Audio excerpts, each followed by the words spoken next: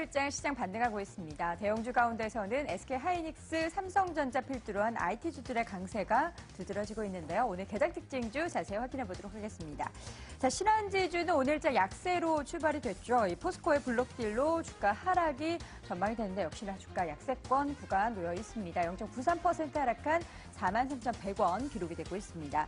현대비포조선도 이 정제유 해상 물동량 감소에 따라서 수주가 감소될 것이라는 우려감 때문에 주가 하락세 그려내고 있습니다. 현재 주가 5% 넘게 하락하면서 66,500원 기록이 되고 있습니다. 4분기 실적에 대한 기대감에 주가 상승하고 있는 종목들 확인해 보도록 하겠습니다. 이마트 4분기 실적 개선 기대감인데요. 내년에 원가 경쟁력이 부각될 전망이다라는 평가받으면서 주가 1.38% 오른 18만 3,500원 기록이 되고 있고요. 이오테크닉스도 이 디스플레이 장비 부분에 있어서 매출이 본격화될 것이다라는 전망과 함께 4분기 실적 기대감이 있습니다. 현재 주가 1.81% 오른 67,500원 기록이 되고 있습니다. 아스트 역시 4분기에 본격적으로 성장 궤도에 진입할 것이다라는 전망 나타나면서 주가 상승하고 있고요. 2%대 오른 17,650원 기록되고 있네요. 자, 오늘 테마 형성된 가운데에서는 지진 관련된 종목들 일제 오르고 있습니다. 일본에서 7.3 규모의 지진 발생 소식과 함께 포메탈, 유니슨, 또 삼형엠텍 등의 종목들 장초반부터 오름세입니다. 현재 포메탈의 주가는 12% 넘게 급등하면서 4,630원 기록이 되고 있네요.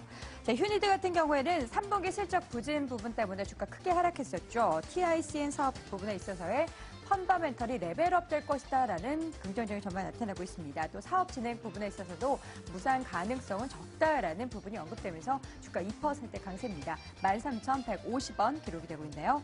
자, HLB 생명과학은 본격적으로 바이오 기업으로 있어서의 변신에 속도를 내고 있다는 소식이 전해지고 있죠. 암줄기 세포의 표적 항암제 개발 소식이 전해지면서 주가 5% 넘게 상승한 6,210원 기록이 되고 있습니다. 자, 마지막으로 제형솔루텍 같은 경우에는 4거래 만에 주가 반등하고 있는데요. 특허권 취득 소식이 그 배경이 되고 있습니다. 현재 2.52% 오른 2,240원 기록이 되고 있습니다. 지금까지 개장 특징주 확인해봤습니다. 네, 개장 특징주 받아봤습니다. 일단 양지수 탄력이 좋은 가운데 종목별로도 역시 움직임 좋게 진행이 되고 있는 오늘인데요. 하지만 많은 전문가들이 오늘의 상승이 추세적인 상승은 아니다라고 이야기하고 있습니다. 이럴 때 타이밍 잘 잡고 종목 전략 챙겨야겠죠. 김태환 전문가님께 여쭤봅니다. 오늘 눈에 띄는 종목, 좀 점검이 필요한 종목 어떤 걸까요? 네, 일단 시장이 반등을 주는 구간에서 반등을 주지 못하고 오히려 좀 급락하는 종목이 하나 있습니다. 네. 현대미포조선인데요. 이 종목부터 먼저 좀 살펴봐야 될 것 같습니다. 첫 번째 살펴볼 점은 현대미포조선인데요. 오늘 지수 자체가 반등을 주는 구간 속에서도 현대미포조선의 주가 자체가 좀 급락하면서 떨어지고 있는 그런 모습입니다. 현재가도 5% 이상 급락하면서 66,400원 현재가 보여주는 그런 모습인데요. 자, 최근 들어서 현대중공업 비조선 부분 자체를 6개사로 인적 분할해서 분할하겠다는 얘기가 나오면서 현대미포조선뿐만 아니라 현대중공업도 동반적으로 급등하는 그런 모습을 좀 보여주었습니다.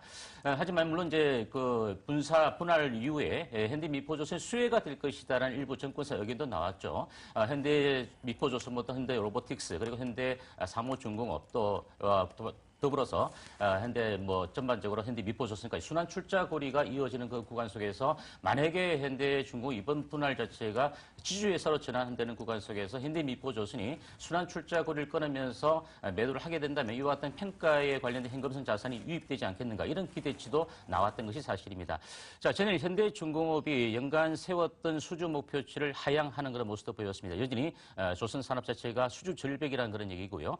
금일 현대 미포조선이 급락하는 주 요인 자체는 오펙에서 향후 20년간 정제유에 관련된 물동량이 감소가 될 것이다라는 전망을 내놓으면서 PC선 관련된 발주가 감소되지 않겠는가 이와 같은 영향 자체가 결국 현대미포조선의 또다시 급락 영향으로 떨어지는 요인이다. 이렇게 분석을 해볼 수 있겠습니다.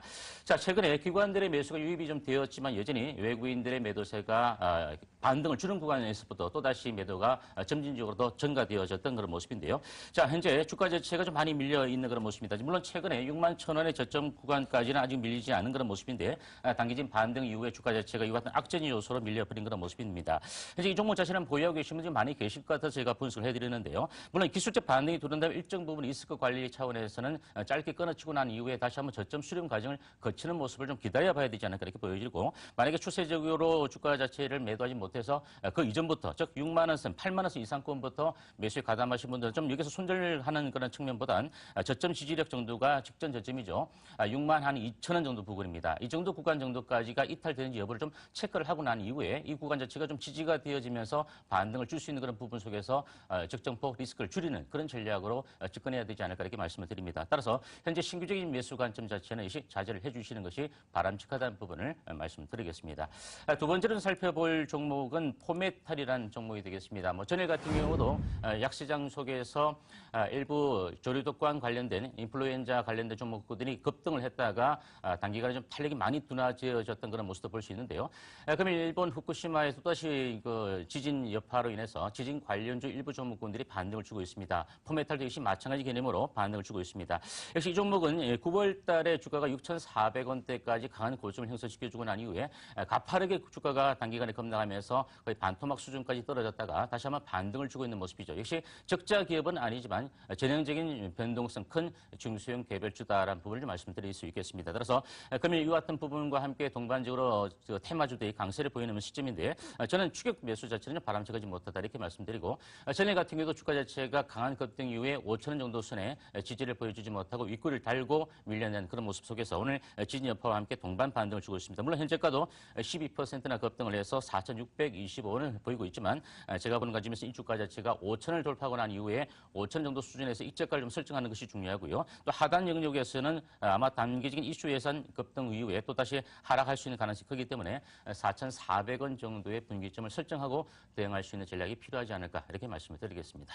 네, 알겠습니다. 포메탈과 현대 미포조선에 대한 전략 나눠봤습니다. 이 위원님은 어떤 종목 보셨는지 그리고 그 종목은 저희가 어떻게 대응해야 되는지 전해주시죠.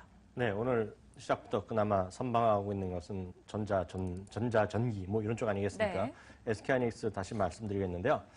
이렇게 생각하시면 되겠습니다. 그나마 버팀목은 대한민국에서 지금 버팀목을 갖고 가는 것은 반도체다. 이것만은 명확하다. 다만 그 반도체조차도 2, 3년 후까지 계속 시장을 지배할 수 있을지는 이거 아무도 모르는 얘기. 중국도 반도체 굴기를 외치고 있고요. 미국에서도 반도체의 마이크론 테크놀로지와 인텔이 합체하는 3D 엑스포인트의 이제 조기 생산 이런 구축이 완료되는 시점에서 한국과의 전면전을 벌이고 있기 때문에요. 2, 3년은 모릅니다. 다만 지금 당장은 그나마 반도체가 최소한 내년도 상반기까지 수요의 증가에 공급이 못 쫓아가고 있다. 이것이 뭐 기본적인 관전 포인트다라고 이해하시면 좋겠습니다. 최소한 비중 유지하자라는 생각 갖고 있습니다. 남은 GS라든가 SK이노베이션, SO일 같은 주식도 오늘 좀 나름 반등을 하고 있습니다. 두 가지 요인이 있겠는데요. 유가가 나름 반등을 하고 있다는 측면이 첫 번째 요인입니다. 다만 그러면 유가가 최근에 떨어졌는데 이게 왜 올라갔느냐. 이게 특히 GS 보시면 꾸준하게 지금 올라가고 있거든요.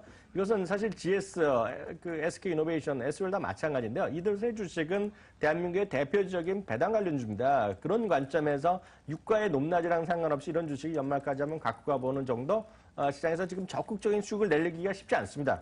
그런 관점에서 이런 주식 좀 보시면 그나마 좀 괜찮지 않겠느냐라는 생각 전해드리겠고요. 조선업종 저도 간단히 말씀드리면 앞서 김태환 전문가께서 제대로 다 말씀해 주셨는데 저는 하나 더 말씀드리면 이게 한 3주 정도 됐죠. 그 대우조선의 추가 자금 지원을 지금 대한민국 정부 금융권에서 결정했습니다. 상당히 비판적인 시각이 해외에서 많이 쏟아지고 있다라고 이해하셔야 되겠습니다. 하나만 더 말씀드리겠습니다. 트럼프가 된 이후 보호무역주의 강화. 보호무역주의 강화는 결국 해상의 물동량을 줄이는 것이고요. 그 기본은 원유에 대한 수입의 감소부터 나올 가능성입니다. 미국의 입장에서. 그러면 원유를 수송하는 배의 수요가 줄어들고 그러면 결국 운임이 줄어들고 운임이 줄어들면 새로운 배에 대한 수요가 줄어들고 가격이 떨어지는 효과가 있다는 거죠. 조선업종 보수적으로 보시기 바랍니다. 네, 두 분이 오늘 종목에 대해서 좀 열등의 전략을 나눠주셨네요. 이제 그럼 이 지수 자체에 대한 시장에 대한 전략을 들어보겠습니다. 김태현 전문가님, 일단 지수는 반등하고 있습니다. 이럴 때 저희 전략은 어떤가요? 네, 일단 뭐 현재 오늘 시장이 반등이 들어온 것은 전형적인 기술적 반등 패턴이다라고 일단 볼 수 있겠습니다. 네. 여전히 아직은 수급적인 측면에서 외국인들의 적극적인 매수가 유입되지 않는 그런 모습이고 마땅히 되돌리면 강하게 줄 만한 현재 모멘텀이 없는 그런 모습이죠. 따라서 기술적인 반등에 따른 제한적인 상승 정도 수준이다 이렇게 예상해 보시는 게 바람직하다 이렇게 말씀을 드립니다. 네, 반등에 대해서 지나치게 확대 해석할 필요는 없다라는 말씀으로 해석이 가능하네요. 임 위원님은요? 네, 거의 비슷한 얘기 되겠는데 전 네. 대한민국 시장 좀 어렵다 보고 있습니다. 그 하락 추세 속에 짧은 반등이 계단식으로 이어질 뿐이라는 생각 갖고 있고요. 딱 하나만 예외적인 거 하나 말씀드리면 삼성전자를 보셔야 되겠는데요. 뭐 좋다 나쁘다를 떠나서 삼성전자는 이번 달 안에 주주 친화 정책을 발표한다고 얘기하고 있습니다. 이 주주 친화 정책이 정말 중요한데요. 이것에 대한 외국인의 긍정적인 시각이 만약에 확인된다 그러면 삼성전자가 다른 재벌 기업에도 큰 영향을 미칠 가능성이 큽니다. 다만 그것에 대한 뭐 확신을 가질 수는 없으나 일단 그 부분이 이번 달에 나올 가능성이 가장 크다라고 일단 이해하시면 되겠습니다. 네, 알겠습니다. 자, 엠템프로 김태한 전문가님의 무료 방송 일정이 있습니다. 무료 공개 방송인데요. 약세장 대응 전략과 향후 전망에 대해서 공개한다고 합니다. 바로 오늘입니다. 오전 11시부터 진행이 되고요. 02-2077-6200번으로 관련한 문의사항 있으신 분들 연락 주시면 되겠습니다. 자, 오늘도 개장 전략 이 두 분과 함께 나눠봤네요. 엠텐 이향영 전문위원, 엠텐 김태환 전문가와 함께했습니다. 고맙습니다.